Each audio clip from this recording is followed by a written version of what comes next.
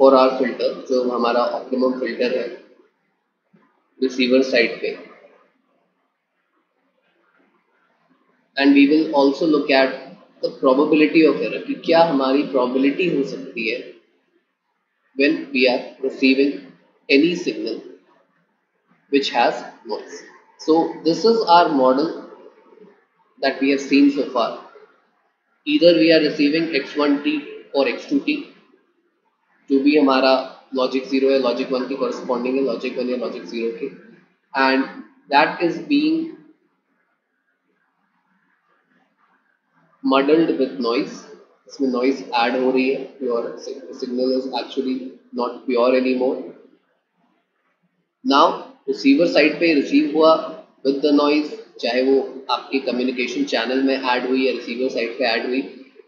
We have a filter here, जो अभी हमने डिस्कस किया था about optimum filter, which is going to actually provide a threshold, and based on that threshold it is going to decide whether the signal that we have received actually corresponds to logic 1 or corresponds to logic 0. So you can see here that is the filter, and sampling every dB seconds has to be done. ये हमारा V naught T है जो हमारा output आ रहा है. And if you see the output here, we have two possible outputs. Obviously, as we have discussed, x01t या x01t plus n0t and x02t या x02t plus n0t. So these are the signals which have noise components along with. So ये हमारा ऊपर वाला corresponding to logic 1 है, तो नीचे वाला हमारा corresponding to logic 0 है. Decision boundary is this x01t plus x02t divided by 2. हमने एक मिड पॉइंट ले लिया है इन दोनों सिग्नल्स का, right. And now how are we going to decide our logic 1 और लॉजिक 0, ये सिग्नल लॉजिक 1 के कॉरस्पॉन्डिंग था या ये सिग्नल लॉजिक 0 के कॉरस्पॉन्डिंग है. वेरी सिंपल, जैसे हमने अभी देखा था कि अगर ये वाला आउटपुट सिग्नल हमारा x01 के क्लोज है, right, so we will lean towards 1. या अगर ये वाला सिग्नल हमारा x02t के क्लोज है, then we will lean towards 0. So here we are going to take this precision boundary, जिसको हम थ्रेशोल्ड भी कहते हैं. If the output is greater than Vt, we are going to lean towards 1, कि जो हमारा सिग्नल आया था along with noise, ये जो आया है हमारा, that is actually due to logic 1. And if this is less than Vt, then we will take it as logic 0, that this signal जो हमारा output आया है, that is actually due to logic 0. यानी जो भी हमारा modulated wave आई है, it was either corresponding to 1 for this case or it is corresponding to 0 for this case. ठीक है. So अगर हमारे पास ये वैल्यूज मिल रही है तो हमें 1 और 0 पता चल रहा है, ठीक है. बट अब हमें एक ऐसा केस देखना है जहां पर एरर हो सकता है. तो अगर आप देखो x01t plus nt will correspond to logic 1 only. ये ऑफ कोर्स Vt से ग्रेटर होगा ही होगा, चाहे नॉइज कितनी भी बढ़ जाए. अगर नॉइज खत्म भी हो जाए, ठीक है, तो भी ये 1 के ही कॉरस्पॉन्ड करेगा. अगर नॉइज बहुत ज्यादा भी हो जाए, सो x01 जो कंपोनेंट है आपका, that is much greater than x02. तो अगर नॉइज बहुत ज्यादा भी हो जाए, स्टिल अगर x01 कंपोनेंट इसमें प्रेजेंट है, still it will lean towards logic 1 only, because it is going to be greater than Vt. So यहाँ पर एज सच एरर होने का चांस नहीं है when we are talking about logic. Error होने का चांस ज्यादा कहां पर है, when we are talking about logic 0. Now assume कि हमारे पास x02t है प्लस n0t. ये भी हमने अभी देखा है कि अगर नॉइज ना हो, then it will be corresponding to logic 0. It will be less than Vt obviously, and we will be able to easily get the output that this signal was due to 0. लेकिन अगर noise बढ़ रही है, तो जब तक ये वाला जो लेवल है, ये वाला जो आउटपुट है, VT से कम है तब तक तो हम 0 लेंगे, लेकिन जैसे ये VT से ज़्यादा हो गया, सपोज नॉइज इतनी हो गई कि ये VT से ज़्यादा हो गई, then obviously what will happen, we will start leaning towards logic 1, जो कि इस केस में गलत होगा. So this point you have to understand properly कि हमारा एरर होने की प्रोबेबिलिटी या चांस कब है, जब आपका ये वाला जो पार्ट है you see XO2T plus N0T it is going to be greater than VT, क्योंकि ये वाला पार्ट VT से कम ही होना चाहिए in order to treat it as a zero. अगर greater than VT हो जाएगा then it will be treated as 1 according to our threshold detection property, जो भी हम यहाँ पर employ कर रहे हैं. So you can see here मैंने इसको इस फॉर्म में लिखा है, if the noise is greater than VT minus XO2. ठीक है, अगर आप इसको यहाँ पर ले आओ तो basically it's the same expression N0T plus XO2T greater than equal to VT. ये जीरो का केस अब नहीं रह जाएगा and that means you are going to have error. अगर मैं थोड़ा इसको और सिंप्लीफाई करूं, so basically this noise component should be और विल बी ग्रेटर देन, मैंने VT की यहाँ पर वैल्यू डाल दी है simply X01T minus XO2T divided by. अगर आप VT की यहाँ पर वैल्यू सब्स्टिट्यूट कर दो, so you are going to get this expression. और इसको मैंने बस एक ST का नाम दे दिया because it's a long expression to write everywhere, so मैंने बस इसको ST अज्यूम कर लिया. That's it, this expression is equal to ST. ठीक है, सो error is going to occur when we have this condition, when our noise component is so high that it is greater than this value, then we will be having error. So अब जब हमें error वाला area पता चल गया है, now let us try to analyse it. ठीक है, नाउ इफ यू रिमेंबर हम लोगों ने जो चैनल लिया है, जो नॉइस टाइप लिया है, that is white Gaussian noise. So obviously the noise का जो हमारा डिस्ट्रीब्यूशन फंक्शन होगा, it is going to be a Gaussian distribution function, right. So ये हम लोगों ने पहले भी प्रोबेबिलिटी में कवर किया है when we were looking at uniform distribution and normal distribution which is also Gaussian distribution. तो हमने ये फॉर्मूला देखा था आपके PDF का probability distribution function का, where your mu is mean and your sigma square is your variance. ठीक है,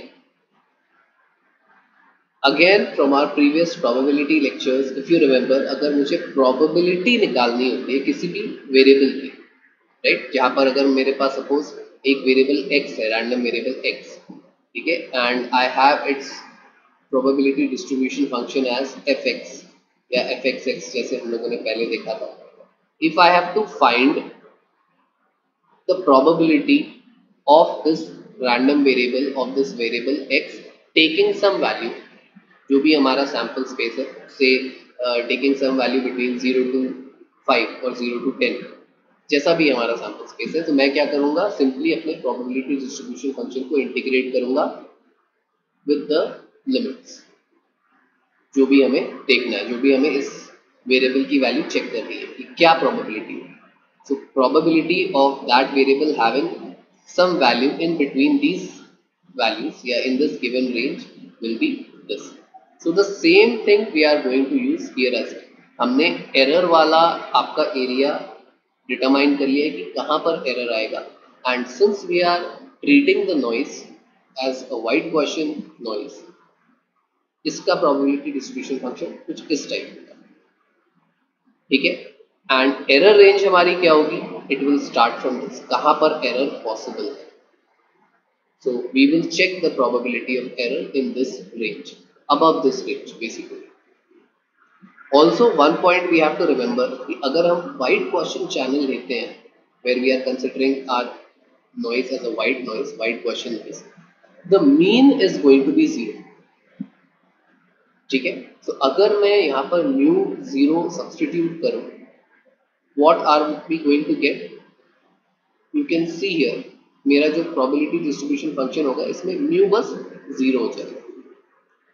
x हमारा अब यहाँ पर क्या है, it is pure noise, because हम नॉइज की टर्म्स में बात करें। So you can see here हमारा जो प्रोबेबिलिटी ऑफ एरर आएगी, it will be integration of our PDF, that is a probability distribution function, right, with some range. और range क्या यहाँ पर, जो भी हमारा नॉइज वाली रेंज है, नॉइज वाली रेंज मतलब इससे ऊपर, क्योंकि इससे नीचे तो हमारी नॉइज, हमारा एरर आएगा ही नहीं। किस पोर्शन में एरर की प्रोबेबिलिटी है, after this, that means when an noise is greater than this. So हम मेरी नॉइज की रेंज क्या होगी, lower range will be this up till infinity, because noise तो आपकी कितनी भी जा सकती है, right. So that is why I simply just written your noise range here, और नॉइज रेंज मेरा लोअर रेंज क्या है, ये है, lower end of the range ये है, ठीक है। नाउ इफ यू सी, यहाँ पर बिल्कुल as it is f x हम लोगों ने डाल दिया है, ठीक है। और अगर मैं x की वैल्यू एज इट इज डालूं तो ये x स्क्वायर हो जाएगा, म्यू हमारा 0 हो गया। So this is exactly from your probability distribution function of a Gaussian distribution with mu that is mean equal to 0।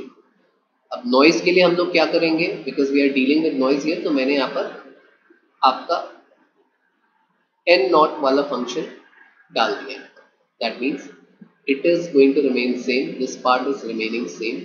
अब अगर हमें इसको सॉल्व करना है, so you can see here हमारे पास अब ये बना, ये हमने एस टी लिया था, इफ यू रिमेंबर ये हमने एस टी लिया था।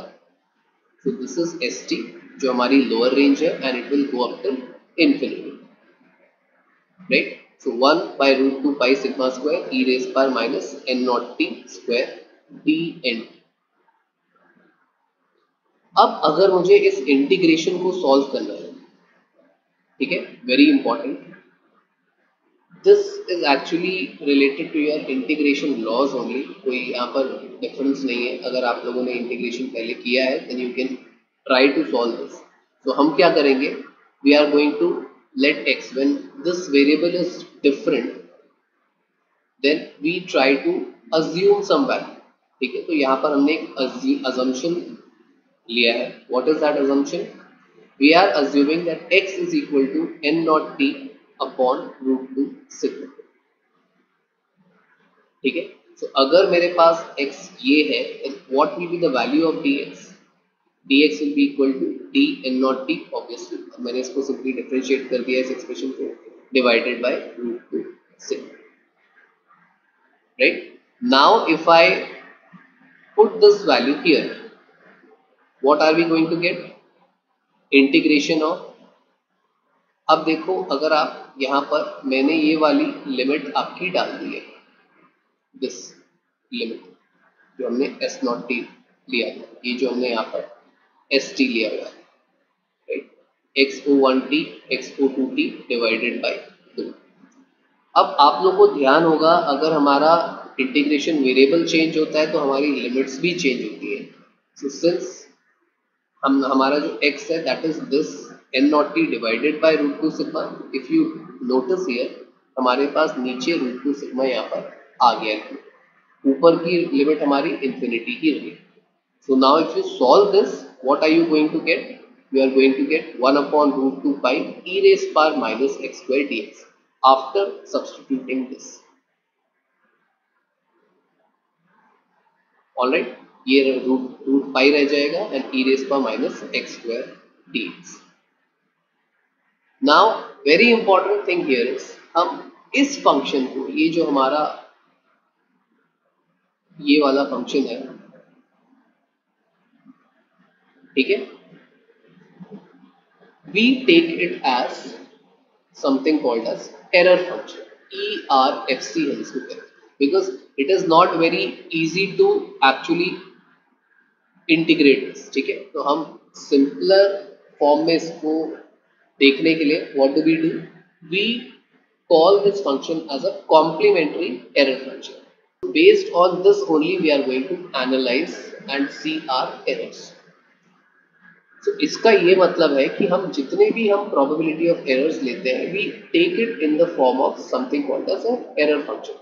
इसको हम complementary error function कहते हैं, ERFC X, इसका आपका ये वाला फॉर्म होता है, ठीक है, 1/√पाई e⁻x² dx।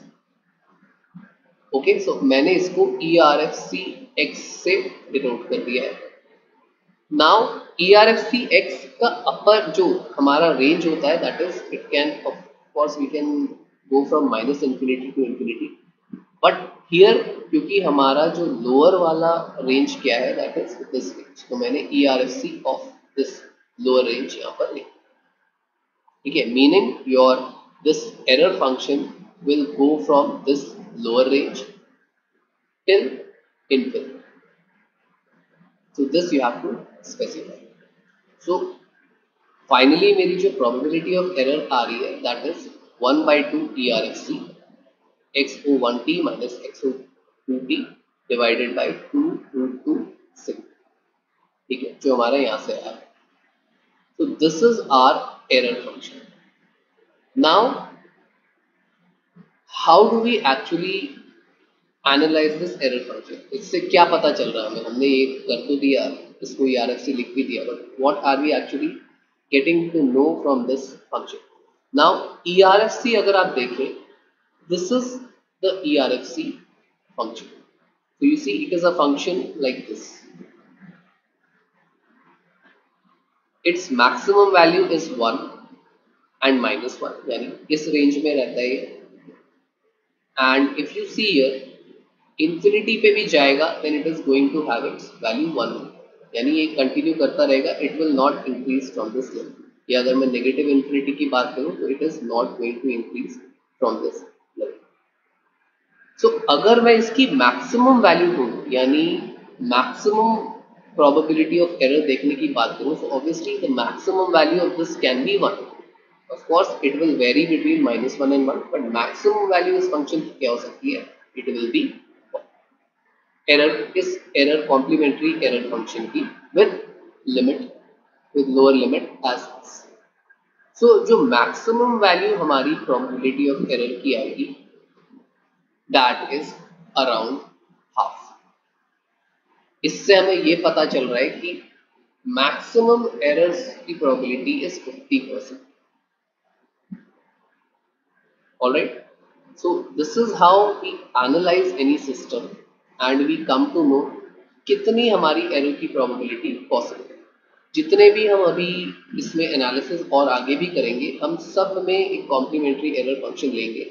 एरर फंक्शन की एनालिसिस ऐसे होती है, इसका ग्राफ इस टाइप होता है with this range.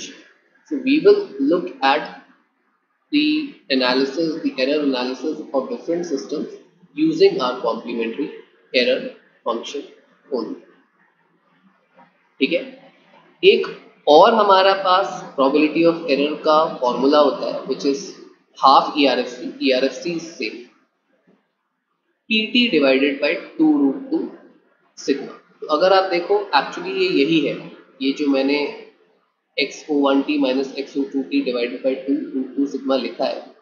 So what I have taken? I have taken PT as ST divided by 2.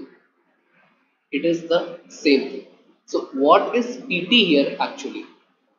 PT is the difference signal. Difference signal मतलब जो हमने ये लिया था, this,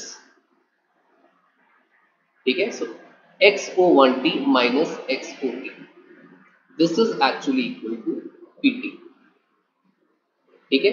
मैंने यहाँ पे आई थिंक यस, ऑलराइट। तो सिर्फ मैंने इस पार्ट को PT ले लिया है, this is the difference signal, and नीचे वाला पार्ट देखो एग्जैक्टली सेम है। Basically PT is the difference signal XO1t minus XO2, that's it, ठीक है। 2 एज इट इज यहाँ पर। अगर एक और मैं इसमें मॉडिफिकेशन करूं, so I have taken it like this, if I square this term, तो अगर मैं इसको स्क्वायर करता हूं तो मेरे पास क्या वैल्यू आएगी? P² divided by 8 sigma. You can simply see, अगर आप इसको स्क्वायर करो आपके पास ये वैल्यू आ रही है। And of course two, because we have squared it, मुझे बाहर क्या लेना पड़ेगा? 1/2, मुझे अंडर रूट भी लेना पड़ेगा, ठीक है, in order to stay with this value. So हम इस प्रोबेबिलिटी ऑफ एरर को ऐसे भी रिप्रेजेंट करते हैं, दैट मीन्स कैसे रिप्रेजेंट करते हैं, half ERFC 1/8 where this is your gamma square max. Gamma square max is actually your SNR, जो हम एक मैक्सिमम SNR वैल्यू लेते हैं, साउंड टू नॉइज रेशियो। तो अगर आप गामा मैक्स देखो तो आपका गामा मैक्स क्या है, PT divided by root sigma. 8 अगर आप बाहर ले लो, so you can see here gamma max is what, PT divided by root sigma। और PT क्या है हमारा, actually difference signal. Difference signal मतलब x01 माइनस x0। तो लॉजिक 1 के लिए हमारा आउटपुट है एंड लॉजिक 0 के लिए आउटपुट है, उसका difference. So these are different representations using which we can represent our probability of error। Basic तो हमारा यही है, इसको हम इस फॉर्म में रिप्रेजेंट कर सकते हैं। Maximum value of error probability is 1/2 as we have seen after analysing this error function. अब जो भी हमारी ये वैल्यूज होंगी, हम इसको यहाँ पर पुट करके we can find out the error probability. एक और हमारे पास छोटा सा फॉर्मूला है जो हम बाद में भी यूज करेंगे। The SNR that we are taking as gamma square max, it is also given by 8E divided by eta. So this is eta, where E is actually the energy of the signal। जो भी हमारी signal हमें receive हुआ है, जो हमारा signal output पे आ रहा है, and this is known as Gaussian noise constant, that is eta। तो अगर मैं ये वाला यहाँ पर पुट करूँ, so you can see here हमारा एरर फंक्शन, जो हमारी प्रोबेबिलिटी ऑफ एरर है, it can also be represented by half ERFC E/n 1/2। ठीक है। So simply what we have done is we have used this equation और मैंने gamma square max की value ये डाल दी है, so E/n।